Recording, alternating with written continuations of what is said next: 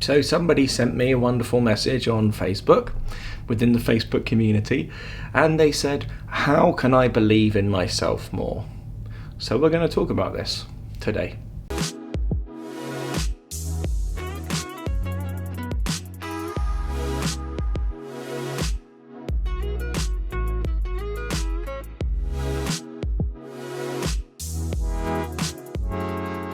So, where do we go with this, hey? How can I believe in myself more? Well, we're going to answer it. At least we're going to see what comes out of this one. But before we do that, down below, there's a free breathing practice that you can sign up for. There's a free community for awakening souls. There's a free introduction to Hatha Yoga. Gosh, you thought I'd have trained myself to be able to do this bit by now. But the main thing that I want to be bringing your attention to down below, it's a 6-month immersion training. There's very few spots left, but this is for that sort of person who's ready to take the next step in their awakening journey. Perhaps they've not found a teacher yet. Perhaps they've been trying to do it DIY for a while and struggling on their own. And of course, that way is a struggle. I wouldn't be where I am without a teacher. I needed that structure. I needed it in my life because I needed a blueprint, a pathway to follow at least in this path. And so if you want that, that's available down below for you to apply. You can apply for free, but of course the training itself isn't free. It will require you to invest in yourself.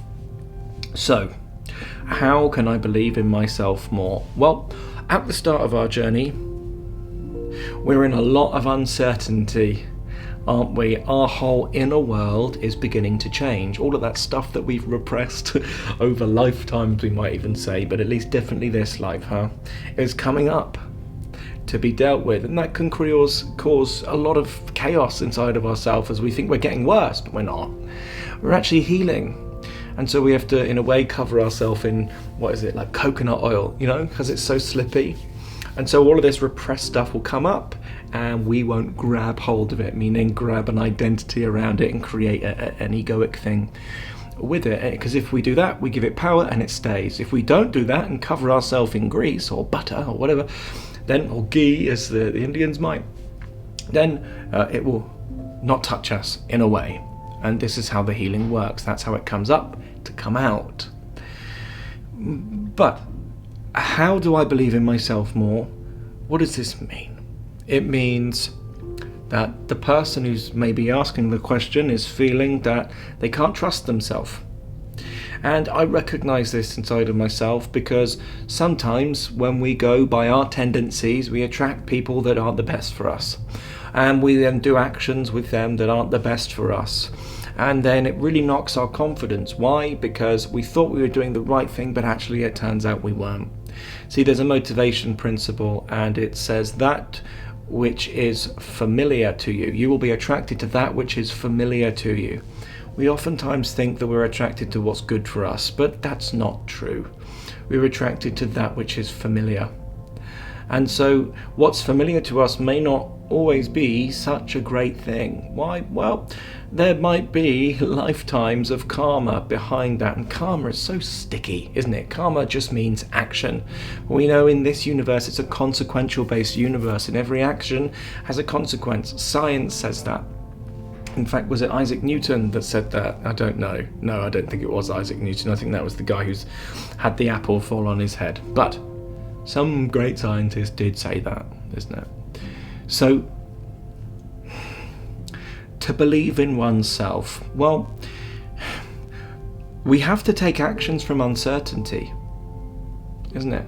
We don't really know what we're doing at the start of this path, and in fact, if we're all honest with ourselves, we don't know what the hell we're doing in this life anyway. And we're just happy to be here. Some of us aren't even happy to be here, and that's okay too. It's personal choice, isn't it? That's our free will.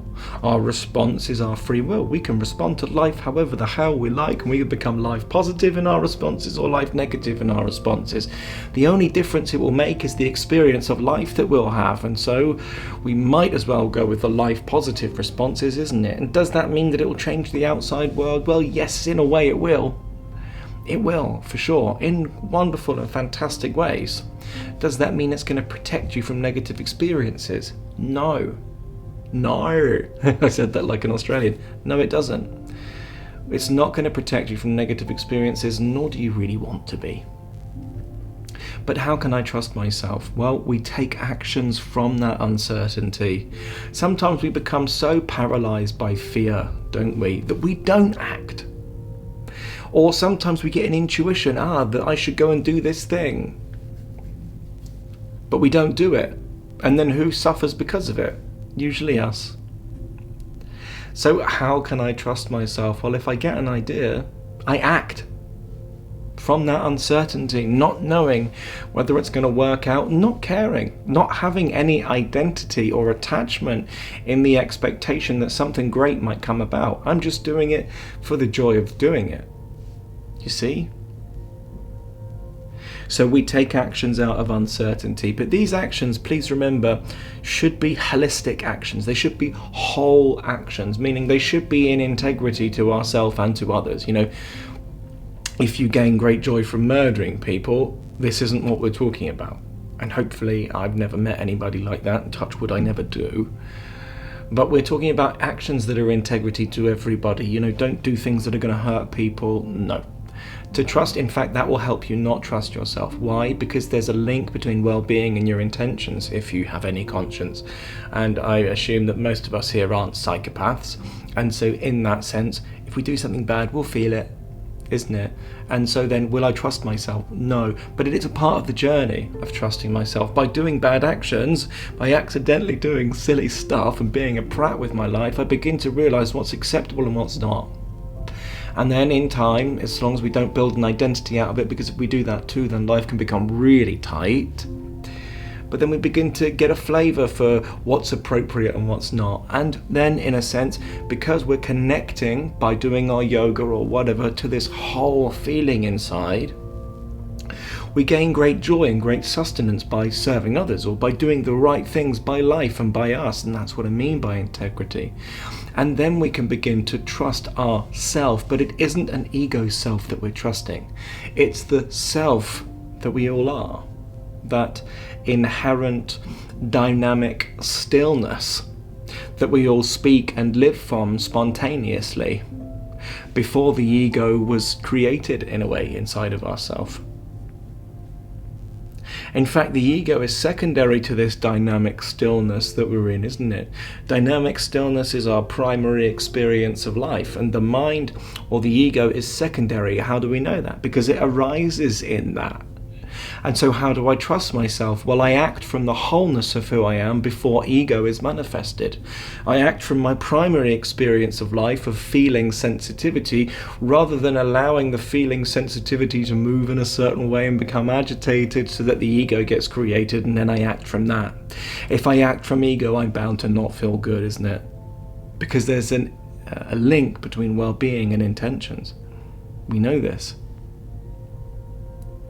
So we may not make the right decisions at the start, and in fact we probably won't, and that's great.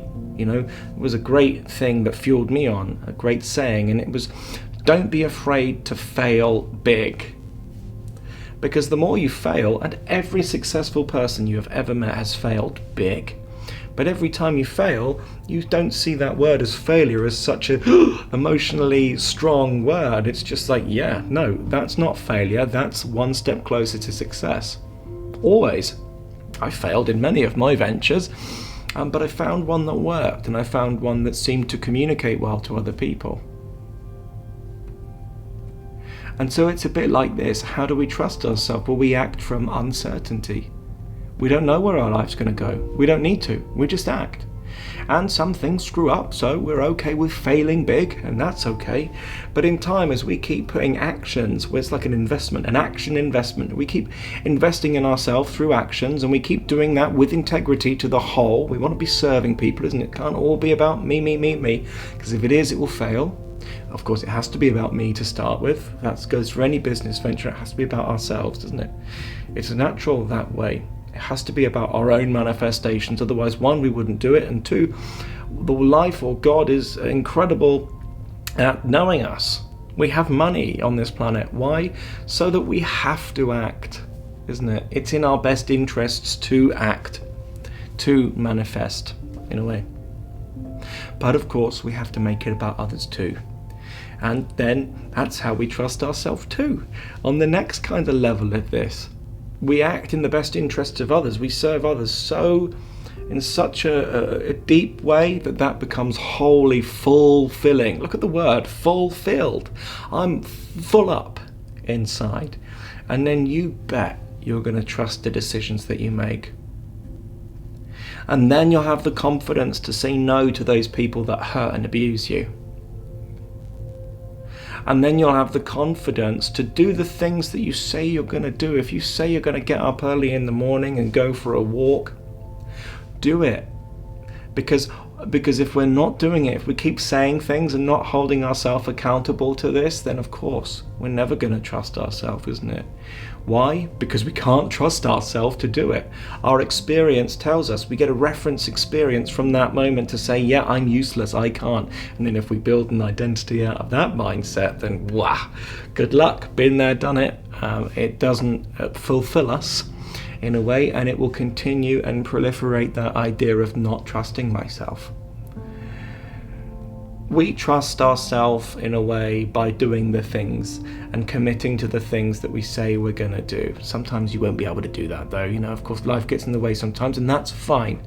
But if we notice that we're making out of a habit of saying I'm going to go on a diet and not doing it, or saying I'm going to get up early in the morning and walking and not doing it, then my word, we won't trust ourselves. And so we commit, isn't it? It takes a bit of effort in a way. And it's okay that it does. Because every action that we keep depositing in our investment bank of actions will lead us to where we need to be, for sure. I guarantee it. That's the way it seems to be that life's set up, to manifest this abundant life for you by serving other people through your actions. I hope this helps. Have yourself a lovely evening. Namaste.